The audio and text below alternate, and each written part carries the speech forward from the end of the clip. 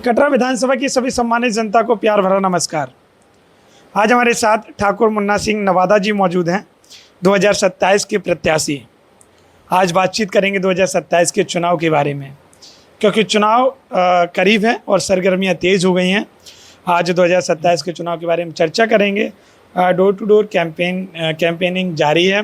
Door to door जा रहे हैं और जनता की समस्याओं को सुन रहे हैं, और जो वो समस्याएं बता रहे हैं वो सभी चर्चाएं करेंगे और जानेंगे राजनीतिक दल वो कौन सा होगा जहाँ से चुनावी तैयारी है। बहुत बहुत स्वागत है सर। आपका भी पधारने का स्वागत है। सर, आपकी कटरा विधानसभा में जब आए तो आपकी जगह जगह वॉल पेल्टिंग देखने को मिली है। जी। उसमें राजनीतिक दल का नाम जिक्र नहीं किया गया है और डायरेक्ट प्रत्याशी लिखा है। दरअसल अभी ये तय नहीं हो पाया है कि हम किस पार्टी से चुनाव लड़ेंगे। 2022 का चुनाव मैंने कांग्रेस पार्टी से लड़ा था और मेरा राजनीतिक उदय जो है वो भारतीय जनता पार्टी से हुआ था। पूरा परिवार राष्ट्रीय स्वयंसेवक संघ से जुड़ा हुआ है और अखिल भारतीय विद्यार्थी परिषद से है, और कई एक परिवार में सदस्य हैं जो वर्तमान में महत्वपूर्ण पदों पर हैं। और मैं भी विद्यार्थी परिषद से लेकर के हमेशा भारतीय जनता पार्टी की राजनीति की है, और पिछला चुनाव यहाँ के विधायक से मेरा 36 का आंकड़ा रहता है। इसलिए मैं कांग्रेस से चुनाव लड़ा था और ब्रज क्षेत्र की 65 सीटों पे सर्वाधिक वोट मैंने ही यहाँ पाया था, पूरे ब्रज क्षेत्र के। यस। अच्छा, 2027 का चुनाव भी करीब है जी। आप डोर टू डोर जा रहे हैं, लोगों की क्या क्या समस्याएं देखने को मिल रही हैं? देखिए, वर्तमान समय में राजनीति सेवा भाव का माध्यम है। जिन लोगों ने लोकतंत्र की नींव डाली थी, जिन लोगों ने भारतीय संविधान का निर्माण किया था, उसमें कार्यपालिका, न्यायपालिका और व्यवस्थापिका 3 ऐसे बिंदु थे जिनसे देश को चलाया जा सकता था। आर्थिक स्थिति के बारे में और देश के समस्त विकास के लिए इन्हीं बिंदुओं से होकर गुजरता था। लेकिन बहुत महत्वपूर्ण बिंदु एक रखा गया था कि लोकतांत्रिक व्यवस्था। मैं समझता हूँ भारत में लोकतांत्रिक व्यवस्था जब चालू हुई थी तभी से एक वेल एजुकेटेड नहीं कहना चाहिए, मतलब शिक्षित व्यक्ति को आवाम अपना वोट दे करके अपना प्रतिनिधि के रूप में विधायक और एमपी वगैरह वगैरह कई पदों पर चयन करके भेजती थी, जिसकी जिम्मेदारी होती थी। वर्तमान में विधानसभा चुनाव चल रहा है तो प्रदेश की ऐसी पंचायत है विधानसभा जहां विधानसभा से चुना गया प्रत्याशी या विधायक जब चुन करके जाता है तो उसके कंधों पर बड़ी जिम्मेदारी होती है कि किस हमारी विधानसभा में कहाँ शिक्षा की कमी है, कहाँ स्वास्थ्य की समस्याएं आ रही हैं, और कहाँ पर सड़कों की समस्याएं आ रही हैं, और कहाँ सुरक्षा की व्यवस्था करनी है। मूलभूत सुविधाओं की जिम्मेदारी से लेकर के लोकतांत्रिक व्यवस्था में विधायक का चयन करके भेजना ये आवाम की जिम्मेदारी थी। इसका चयन प्रशासनिक अधिकारियों से नहीं होता था। प्रशासनिक अधिकारी जो है वो योग्यता के आधार पर चयन होता था, चाहे कलेक्टर हो या अदर किसी उसका। लेकिन कुल मिलाकर के विधायक इसलिए चयन किया जाता था, पार्लियामेंट का सदस्य इसलिए चुना जाता था कि वो आवाम की समस्याओं का निराकरण करेगा। इसलिए ये लोकतांत्रिक व्यवस्था बनी है और उसी लोकतांत्रिक व्यवस्था में बंधा हुआ हूँ। वर्तमान समय में कटरा विधानसभा में मेरी विशेष लोकप्रियता ये है कि उत्तर प्रदेश की सरजमी पर एक परिवार में 4 जिला पंचायत सदस्य कोई नहीं बना पाया। मैं इसे अहंकार या आत्मविश्लाघा में लेकर नहीं कह रहा हूँ, क्योंकि अहंकार जो है वो विनाश का फल देता है। लेकिन राजनीतिक आधार पर ये विश्वास के साथ कहता हूँ कि पूरे उत्तर प्रदेश में बहुत महत्वपूर्ण लोग हुए हैं, लेकिन 4 जिला पंचायत के सदस्य, छोटे भाई हमारे प्रधान हैं और हमारे भतीजे जो तिलहर में बहदुल्लागंज से, उनकी पत्नी वहाँ 2000 वोट पाकर के भारतीय जनता पार्टी की सभासद हैं। एक छोटे भाई की बहू कटरा रामनगर से, अनुपम सिंह जो है सभासद है, और एक क्षेत्र पंचायत का सदस्य है, और 4 जिला पंचायत होना ही एक महत्वपूर्ण लोगों की लोकप्रियता की एक झलक है कि कटरा विधानसभा में हमारा महत्व क्या है। जी सर, जैसे चुनाव करीब है, सभी पार्टियां के लोग कहीं ना कहीं कैंपेनिंग करने लगे हैं। जी, आपका क्या उद्देश्य है 2027 के चुनाव में? क्या मुद्दे लेकर जनता के बीच में जा रहे हैं? देखिए, पार्टी कोई भी हो, और मेरा लक्ष्य है मछली की आंख भेदना, विधानसभा में विधायक चयन होके जाना, और कटरा विधानसभा में विशेष कर ये 131 विधानसभा कटरा 77 वर्ष बीतने के बाद आज भी आज़ादी के चंगुल से नहीं छूटी, आज भी आज़ाद नहीं समझी जा रही है, क्योंकि लगभग 2 परिवारों के बीच राजनीति का हेर फेर होता रहा है। इसलिए आवाम को आज़ादी आज भी नहीं मिली है। कटरा विधानसभा के लोग जब विधायकों के पास जाते हैं तो सबसे पहले जातीयता की बात आती है कि आप किस जाति से आए हैं। विधायक जाति पूछकर, विधायक सही माने में नेता की जाति नहीं होती, नेता और संत जातीयता के आधार पर नहीं पहचाना जाना चाहिए। और मैं तो अपनी व्यक्तिगत कार्यशैली या राजनीतिक कार्यशैली में कभी जातीयता को हावी ही नहीं होने दिया, और मैं चाहता हूं कि कटरा की जनता के हर गरीब मजदूर किसान भाई, हिंदू मुस्लिम और सिख ईसाई, सभी को मैं राम राज्य की कल्पना लेकर के आया था। मर्यादा पुरुषोत्तम राम जब राजधर्म निभाने के लिए अपने ही अयोध्या में एक साधारण व्यक्ति के आरोप लगा देने के बाद गर्भवती जगत जननी सीता को उन्होंने परित्याग कर दिया था, तो राजनीतिक व्यक्ति ऐसा होना चाहिए कि आवाम को अगर कोई समस्या है तो चाहे नींद हो चाहे भोजन हो, त्याग के लोगों की समस्या सुननी चाहिए। लेकिन अफसोस है कि जो विधायक चुने गए उनके दरवाजे पर जाने पर सबसे पहले चौकीदार पूछता है आपकी जाति क्या है, और जब विधायक पहुंचता है तो पूछता है कि आपने मुझे वोट दिया कि नहीं दिया। राजतंत्र नहीं है, लोकतंत्र है। मैं उन आवाम के, कटरा विधानसभा के वोटर्स को मैं देवता तुल्य बुजुर्गों, माताओं, बहनों तथा नौजवानों की तरफ इशारा करके कह रहा हूँ कि है नौजवानों, तुम्हारे कंधे पर, मेरे कंधे पर कम और तुम्हारे कंधे पर कटरा विधानसभा की बागडोर है। तुम जिसका चयन करोगे वही कटरा विधानसभा में विधायक बन के जाएगा। किसी शायर ने कहा है कि जो होता है वो होने दो, ये पौरुषहीन कथन है, और जो हम चाहेंगे वो होगा, इन शब्दों में जीवन है।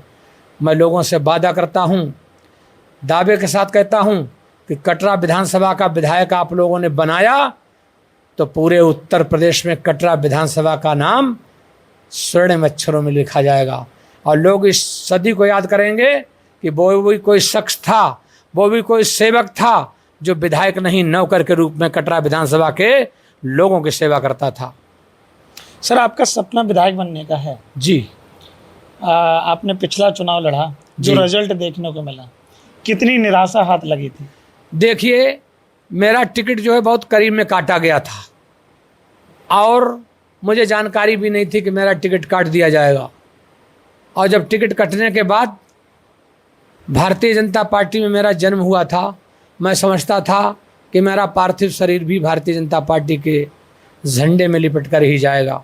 लेकिन अफसोस है कि कुछ ऐसे राजनीतिक व्यक्ति हैं जो अपनी कुर्सी के लिए, अपने भलाई के लिए भारतीय जनता पार्टी के उन लोगों को त्याग देते थे। मेरा एक अली अकबरपुर नवादा नाम से बूथ है। मैं दावे के साथ कहता हूं कि 1994 से केवल एक बार मैं जब चुनाव लड़ा 2022 का, तब तो कांग्रेस यहाँ जीती थी, और इससे पहले हमेशा यहाँ भारतीय जनता पार्टी जीतती आई है।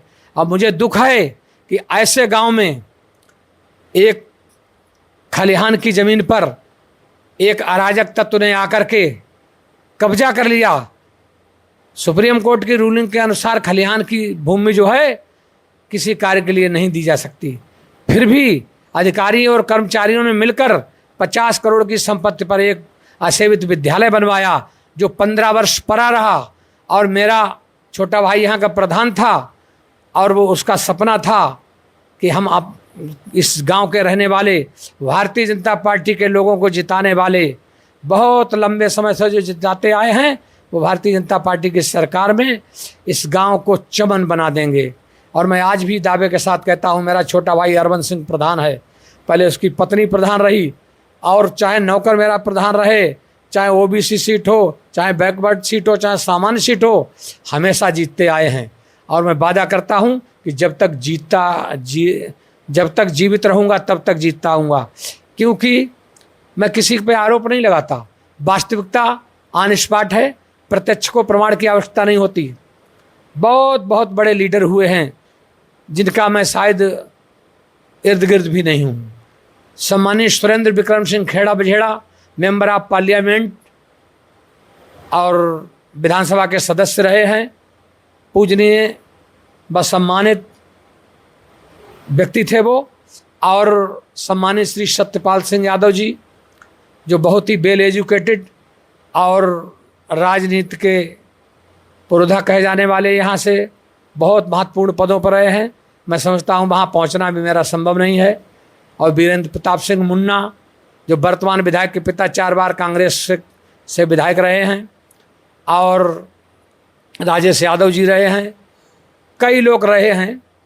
मैं किसी के बारे में ज़्यादा बात कहना उचित नहीं समझता, लेकिन वर्तमान स्थिति है कि इन लोगों के गांव और हमारी ग्राम पंचायत में इतना अंतर है कि अली अकबरपुर नवादा में अगर कोई आदमी भादव के महीने में बरसात में नंगे पैर निकल जाए तो हमारे गांव की कोई महिला गोबर भी डालने जाती है तो वो इंटरलॉक रोड से जाती है, किसी खड़ंजे से नहीं जाती है।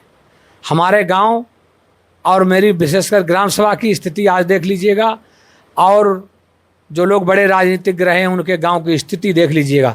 मैं उनका विरोध नहीं करता, उनकी कार्य करने की क्षमता क्या थी या गांव के प्रति विचार क्या था, लेकिन मैं तो अली अकबरपुर नवादा की सरजमी पर जन्मा हूं। मैं वादा करता हूं जब तक इस गांव और इस कटरा विधानसभा को जितने ऊंचाइयों पर ले जा सकता हूं, जब तक ले जा नहीं पाऊंगा तब तक मैं चैन की नींद नहीं सोऊंगा। 18 घंटे 24 घंटे में 18 घंटे सोचता हूं कि हे प्रभु वो कौन सा दिन आएगा जो कटरा विधानसभा का विकास हमें करने का मौका मिलेगा, क्योंकि कई रोड टूटे हैं। कुछ लोग रोड तोड़वा रहे हैं कमीशन के लिए, कुछ लोग वसूली कर रहे हैं। अफसोस है कि यहाँ का गरीब जो पढ़ने वाला है, एक शिक्षा के स्तर पर मुझे बहुत अफसोस है। यहाँ की शैक्षिक स्थिति क्या है विधानसभा की, इतनी गिरी हुई स्थिति शायद आज़ादी से अब तक मैंने अपनी आँखों से नहीं देखी। जब शिक्षक हमारे भाई साहब पढ़ाते थे और मैं स्वयं पढ़ता था, उस समय हमारे गुरु रविंदर सिंह चौहान खेड़ा बधेड़ा वाले, श्री बसंतलाल यादव जी, श्री दामोदर प्रसाद जी, श्री सालिग्राम जी, बहुत लोग रहे हैं, तो वो पढ़ाया करते थे। उस शिक्षा में आज की शिक्षा में बहुत अंतर आ गया है। क्यों आया है? क्योंकि मिनिस्टरों के बेटे, एमपी के बेटे और एमएलए के बेटे विदेश में पढ़ते हैं, और यहाँ जो पैदा हुआ है उसके बेटे कड़ाके की गर्मी और टाट की फट्टी पर बैठकर पढ़ते हैं, जहाँ कोई व्यवस्था नहीं है। अफसोस है कि उन्हें जो खाना दिया जाता है, उस खाने से दावे के साथ कहता हूँ कि वो चावल दिया जाता है जो शायद जानवर खाना पसंद नहीं किया करेंगे। ऐसी स्थिति स्कूलों में खाने की है। और अफसोस की बात है कि जो सम्मानीय योगी आदित्यनाथ जी का सपना था कि गौरक्षा हो, और उन्होंने व्यवस्था भी की। एक खेड़ा नवादा गांव पड़ता है, अमर शहीद ठाकुर रोशन सिंह का गांव है नवादा दरोबस्त, जो जनपद पीलीभीत के बॉर्डर पे है। वहाँ एक गौशाला बना है जहाँ उत्तर प्रदेश सरकार लगभग पर डे 1 लाख के लमसम खर्चा देती है, और वहाँ एक ट्राली सड़ा हुआ भूसा पहुँच जाता है, और वहाँ लोगों ने ज़बरदस्ती एक महत्वपूर्ण जनप्रतिनिधि ने उस पर कब्जा कर लिया है, प्रधान को हटा दिया, और उस इनकम के लिए गायों का धन खाने वाले व्यक्ति की क्या दशा होगी ऊपर वाला ही जानता है। अच्छा सर, इतनी बातें हैं, इतनी चीज़ें हैं, तो यहाँ जैसे आप बता रहे हैं कि ये क्या नाम है, कटरा की ये स्थिति है। जब आप आएंगे तो ये स्थिति कितने दिनों में बदल दी जाएगी? देखिए, मैं ये तो नहीं कह सकता कि मैं कटरा विधानसभा को जापान या लंदन बना दूंगा, क्योंकि अकेला चना भाड़ फोड़ने में सक्षम नहीं होता है। लेकिन इतनी गारंटी देता हूं कि कटरा विधानसभा में जिस तरीके से किसी थाने को जाओ तो थाने के गेट पर बैठा एक प्राइवेट आदमी वहाँ तहरीर लिखता होता है, तो वो तहरीर लिखने के 100 रुपये लेता है। सत्य घटना को झूठ में बदलना उसकी जिम्मेदारी है। वो थाने में 50 रुपये देता है, 50 अपने आप लेता है, इसलिए थाने की ही भाषा लिखता है, चाहे उसे 4 बार चेंज कराना पड़े तहरीर, लेकिन न्याय के लिए उस पर 100 रुपये उससे देने पड़ते हैं। अफसोस है बहुत ही गरीब व्यक्ति जो नदी के किनारे गंदा रेत निकलता है वो अपनी मकान में लगाता है। कोई पैसे वाला व्यक्ति, कोई अमीर व्यक्ति उस रेत को अपने मकान में यूज नहीं करेगा, और उस रेत को जनप्रतिनिधियों को लोग ढो रहे हैं।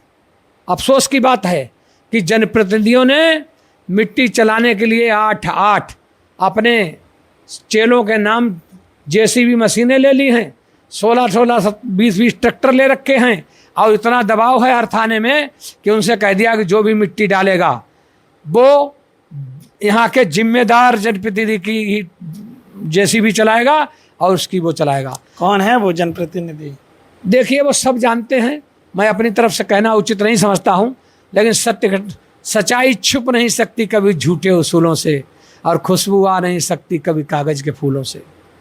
और मैं बगावती तो हूँ ही, लोग कहेंगे कि मैं विधायक का बगावती हूँ या किसी का बगावती हूँ। बगावत तो हमारे भाग्य में ही लिखी है, क्योंकि सत्य और झूठ का साथ नहीं हो सकता। का रहीम कैसे निभाए बेर केर को संग, और बेडोलत रसा अपने उनके फाटा तंग। हमसे एक व्यक्ति ने पूछा था कि आप हर मामले में बगावत करते हैं। मैंने कहा बगावत नहीं, सत्य है। किसी शायर ने कहा है, किसी सोते को गफलत से जगा देना बगावत है, अगर अच्छाइयों का गीत गाना ही बगावत है, किसी मजबूर को उसका हक दिला देना बगावत है, तो हम भी एक बागी है मेरा मजहब बगावत है। हम भी एक बागी हैं, मेरा मजहब बगावत है। चलिए, अब एक चीज़ और बता दीजिएगा, आपको अगर कोई भी पार्टी टिकट देती है, मौका तो सबसे आ रहे होंगे, चाहे वो भाजपा हो सपा हो, आ रहे हैं ऑफर कहीं से? देखिए, 20,000 वोट हम पाए थे, हाँ, 4 जिला पंचायत के सदस्य हैं, ऑफर आ रहे हैं, वार्ता भी चल रही है, लोगों से वार्ता चल रही है, और मैं चाहता हूं कि मैं अपनी आप पार्टी का चयन न करूं, मैं कटरा विधानसभा के जनमानस की भावना के आधार पर चयन करूं, और अभी तक उस चयन जो है फाइनल नहीं हो पाया है। लोग लगे हुए हमारा विरोध भी कर रहे हैं और कह रहे हैं कि वो गलत है, ये है वो है, ऐसे आरोप लगाते हैं नरगल, और वो हमें टिकट किसी पार्टी से मिलने देने के लिए भी खिलाफत करते हैं। लेकिन ऊपर वाला जो है सब देखता है। किसी शायर ने कहा है कि हमारे एक इशारे पर हवा भी रुख बदलती है। इस कटरा विधानसभा की बात कह रहा हूँ। हमारे एक इशारे पर हवा भी रुख बदलती है, और खुदा की सरपरस्ती को मिटा दे किसकी हस्ती है। तो बहादुर साथियों, मैं कटरा विधानसभा से विधायक बनने के सपने के साथ साथ मैं यहाँ के उन गरीब अमीर मजदूर किसान भाइयों की राय लेना चाहता हूँ कि उनकी किस पार्टी में आस्था है, किस पार्टी को आप वोट देंगे, और उससे मैं चयन करूँ। मेरी मांग सभी पार्टियों से लगभग है, और बहुत जल्द जो है टिकट की ओर पहुँचने वाला हूँ। लेकिन इतना निश्चित है कि चुनाव जरूर लड़ूंगा। चुनाव जरूर लड़ेंगे, ये निश्चित है। चंद्र टरे सूरज टरे टगरे जगत विभार, और पैदड़ मुन्ना सिंह का टरे न सत्य विचार। अच्छा, तो चुनाव जरूर लड़ेंगे, चाहे कोई पार्टी हो या ना हो, निर्दलीय चुनावी मैदान में उतर सकते हैं, कोई डर नहीं। राह छोड़ तीनों चलें, शायर सिंह सपूत। राह छोड़ तीनों चलें, शायर सिंह सपूत। तो हमारी तो अपनी सोच है। अच्छा, हम लोग तो चुनाव पार्टी टिकट दे देगी तो अच्छा है, नहीं देगी तो निर्दलीय लड़ूंगा, निश्चित लड़ूंगा। लेकिन जब तक कटरा विधानसभा को उन लोगों के जिनका राजसी दिमाग है उनके चंगुल से छुड़वा नहीं लेता, तब तक चैन की नींद नहीं सोऊंगा, ये वादा करता हूँ। अच्छा सर, एक बात बता दीजिएगा, ये तमाम चीज़ें हो गई हैं, आपने पूरे इंटरव्यू में शायरी बहुत की हैं, शायरी के पहले से ही शौकीन हैं? देखिए, शायरी का शौकीन नहीं हूँ जी। ये शायरियाँ कंडीशनल हैं, परिस्थितियाँ हैं कि जहाँ आ जाती है वहाँ कह देते हैं। मैं तो तुलसीकृत रामायण का बहुत शौकीन हूँ, क्योंकि महाराज दशरथ के सुपुत्र और मर्यादा पुरुषोत्तम राम के कृत्य और उनके जीवन परिचय पर ज़्यादा नज़र मेरी रहती है। क्योंकि ऐसा व्यक्ति हुआ था इसी सरजमी पर कि जिसने 5000 वर्ष पूर्व जन्म लेने के बावजूद भी आज हर व्यक्ति के नाम मुंह से राम राम निकलता है। जो आताताई देश पर आए, मुगलों ने जब देश पर शासन किया तो उन्होंने पूछा कि व्हाट इज राम, कि राम क्या है? तो लोगों ने कहा राम मर्यादा पुरुषोत्तम राम अयोध्या में जन्मे महाराजा दशरथ के पुत्र थे, और उन्होंने इस देश के अंदर जब उन्होंने वनवास में गए थे तो आजकल आदमी कोई जेल भी जाता है तो कपड़े साथ ले जाता है, लेकिन उन्होंने राजसी वस्त्र त्याग दिए थे, उन्होंने धन त्याग दिया था, सोना चांदी त्याग दिया था, लेकिन क्षत्रिय धर्म होने के नाते उन्होंने धनुष बाण नहीं त्यागा था। और मैं आज के आवाम से, नौजवानों से कहना चाहता हूँ कि शस्त्र संस्कृति की रक्षा, शास्त्रों की रक्षा शस्त्र ही करता है, इसलिए इसे त्यागने की आवश्यकता नहीं है। मैं नौजवान क्षत्रिय भाइयों से कहना चाहता हूँ कि कब कहाँ ये परिस्थिति आ जाए। भगवान राम जब समुद्र से विनय करते रहे, 3 दिन खड़े रहे, उन्होंने बड़ी प्रार्थना की कि हे समुद्र दास, एक रास्ता छोड़ दीजिए जिससे मैं राष्ट्रों का संहार कर सकूं और अपने ऋषि मुनियों को आज़ाद करा सकूं और जगत जननी सीता को ला सकूं। तो समुद्र नहीं माना। परिस्थिति आज भी वही है कि विनय न मानत जलद जड़ गए 3 दिन बीत, फिर बोले राम सकोप थे भय बिन होत न प्रीत। तो भगवान राम ने जब धनुष बाण खींचा और जब एक ही बाण में जब जड़त जंतु जल निधि जब जाने, तो समुद्र जी हाथ जोड़ के खड़े हो गए फूल माला लेकर के। तो कंडीशन आज भी है, अगर मोहब्बत से पेश आओगे तो आपको कोई चीज़ हासिल होने वाली नहीं। इसलिए शस्त्र त्यागना क्षत्रिय धर्म का अपमान है। मैं क्षत्रियों से कहना चाहता हूँ कि शस्त्र धारण कीजिए, 24 घंटे धारण कीजिए, लेकिन मिसयूज मत करना, क्योंकि क्षत्रियों का कर्म रक्षा करना था। सर, इसमें एक चीज़ कहूँगा जी, 2026 चल रही है जी, लोकतांत्रिक देश है, अब तो शस्त्र कोई रख नहीं सकता है। नहीं, आज भी उत्तर प्रदेश की सरकार अगर ये कहती कि शस्त्र नहीं रख, शस्त्र रखने किसने मना किया है? क्या रखेंगे शस्त्र में? देखिए, राइफल बंदूक रिवाल्वर का लाइसेंस तो लाइसेंस सरकार ने दे दिया है ना, तो जिसके पास होगा वही तो रक्षा करेगा। लोकतांत्रिक देश है, संविधान से चल रहा है। अच्छी बात, मैं भी संविधान का सम्मान कर रहा हूँ, मैं कानून का पालन कर रहा हूँ। मैं नहीं चाहता हूँ कि चोरी से तमंचा लगाए घूमूं, ये सब क्षत्रियों के कर्तव्य के विरुद्ध है। लेकिन शस्त्र ऐसी चीज है जो उदंडों को उन्हें शिष्ट बनाने के लिए, राष्ट्रों को सजा देने के लिए और देश की रक्षा के लिए है। मित्रों, अगर हो देश, मैं नहीं चाहता अभी हमारे ही भाई देश के बॉर्डर पर लगे हुए हैं, अब कहीं ऐसी कंडीशन आ जाए कि देश पर आवाम को भी लड़ना पड़ जाए, तो जनपद शाहजहांपुर से हो जाए। मैं वादे के साथ कहता हूं कि मुन्ना सिंह नवादा और उनसे 10 कदम आगे मिलेंगे, क्योंकि शहीदों की नगरी भी कहा जाता है। शहीदों की नगरी शाहजहांपुर है। और पहले की माताएं कहा करती थी बच्चों से, मेरे प्यारे बेटे, ये याद रखना कि अगर तुम्हारा देश पर बलिदान होगा तो मैं बलिदानी की माता कहलाऊंगी। अब आजकल का चरित्र बदल गया है, समाज बदल गया है, परिस्थितियां बदल गई हैं, लेकिन उन परिस्थितियों का मैं भी सम्मान करता हूं। आज पहले की माताएं कहती थी कि बलिदान हो जाएंगे तब मेरा नाम होगा, और आजकल की माताएं कह रही वहाँ झगड़ा हो रहा है वहाँ मत जाना।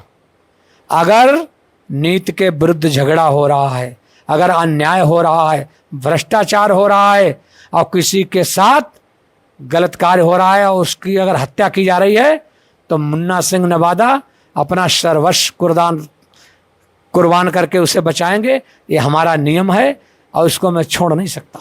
चलिए, एक बात बता दीजिए, लास्ट सवाल है, अगर आपको किसी भी बड़ी राजनीतिक दल ने टिकट दी तो जीत का मार्जिन क्या रहेगा 27 के चुनाव में?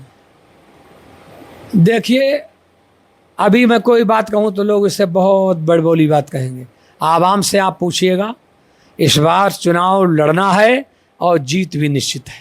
जीत भी निश्चित? निश्चित इसलिए है कि देखिए, बहादुर लोग इसकी परवाह नहीं करते हैं कि कौन पार्टी कहाँ पार्टी। जब लड़ना है तो लड़ना है। हम लोग जो हैं, मैं उत्तर प्रदेश के आवाम को कहता हूँ और कटरा विधानसभा के नौजवानों से कहता हूँ कि एक लड़ाई गीदड़ की होती है, एक लड़ाई शेर की होती है। शेर जब शिकार करने जाता है तो अपनी शिकार को स्वयं करके जब वो खाता है और जो जूठन छूट जाती है उस पर गीदड़ दौड़ पड़ते हैं। तो मैं लोगों से कहना चाहता हूँ कि एक कटरा विधानसभा के नौजवानों, तुम्हें माँ के दूध की सौगंध है। वादा करता हूँ कि शेर की तरह झपट्टा मार कर अपने अधिकार का शिकार स्वयं करो, क्योंकि किसी कवि ने कहा है कि अधिकार स्वयं मिल जाएंगे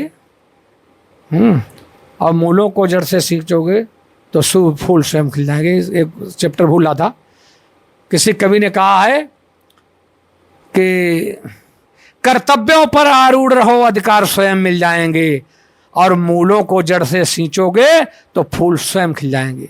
इसलिए गीदड़ों की तरफ बैठे रहने की जरूरत नहीं है, शेर की तरह न किसी की तरह हाथ फैलाने की जरूरत है। शेर की तरह झपट्टा मारकर अपने अधिकार का शिकार करो। जब कटरा विधानसभा का नौजवान कहीं नौकरी करने बाहर जाता है या नौकरी की मांग करता है, तो मैं उनसे कहना चाहता हूं, नौजवानों, नौकर बनने का प्रयास मत करो, मालिक बनने का सपना देखो। और मैं चाहता हूं कि विकास की गंगा इन कंधों से बहाने का सपना देखो। परिस्थितियां ठीक नहीं हैं, इसलिए मैं आप लोगों से कहना चाहता हूं, कटरा विधानसभा के नौजवानों, तुम्हारी माँ का दूध उबाल मार रहा होगा मेरी बात सुन करके। वही करिए जो सत्य है और हमेशा शेरों की तरह रहिए। बाहर कोई जाना चाहे, अभी विधानसभा और पार्लियामेंट में लोग पहुँचे हैं, मैं उनका विरोध नहीं करता। वो जो पहुँच गए हैं वो मुझसे कहीं ना कहीं काबिल हैं, इसीलिए पहुँचे हैं। आवाम ने उन्हें पहुँचाया है, इसलिए मैं कोई ऊँट के मुँह में जीरे वाली बात भी कहना उचित नहीं समझता। लेकिन इतना दावे के साथ कहता हूँ कि कटरा विधानसभा से आपने मुझे विधायक बनाया तो आप दिल्ली, गाजियाबाद और कलकत्ता नौकरी करने नहीं जाएंगे।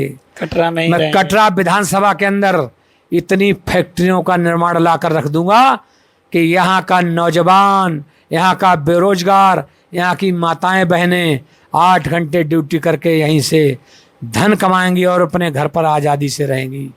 ये मैं वादा करता हूँ। चलिए, तो आपने देखा हमारे साथ ठाकुर मुन्ना सिंह नवादा जी मौजूद थे, जिन्होंने पूरी 2027 की तैयारी बताई है।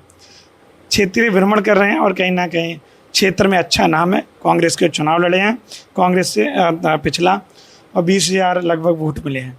अब 2027 का चुनाव करीब है। राजनीतिक दल अभी है नहीं कोई, पर चुनाव लड़ना तय है, चाहे निर्दलीय या फिर कोई बड़ा राजनीतिक दल। जीत का दावा भी किया, कहीं ना कहीं वर्तमान विधायक पर भी हमलावर हुए हैं, और कहीं ना कहीं ऐसी भी चीज़ें हैं।